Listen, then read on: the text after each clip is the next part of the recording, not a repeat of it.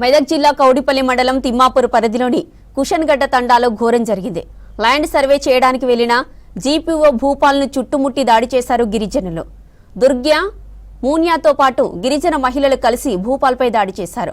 నర్సింలు ఎల్లయ్య ఇచ్చిన దరఖాస్తు ఆధారంగా సర్వే చేయడానికి వెళ్లాడు భూపాల్. మిస్సింగ్ సర్వే నంబర్ 79లో సర్వే చేస్తుండగా గిరిజనులు దాడి చేశారని తెలిపాడు భూపాల్. జీపీఓతో పాటు దరఖాస్తు ఇచ్చిన నర్సింహులపై కారం పొడి చల్లారు గిరిజనులు.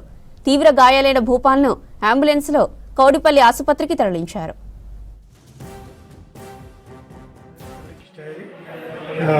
అప్లికేషన్ దరఖాస్తు పైన ఫిజికల్ పొజిషన్ చూడడానికి వెళ్ళిన అక్కడ వాళ్ళు అసలు నా నేమ్ తెలుసుకోకుండా వచ్చి పొజిషన్ కాడికి పోగానే వాళ్ళు వచ్చి కొట్టడం జరిగింది.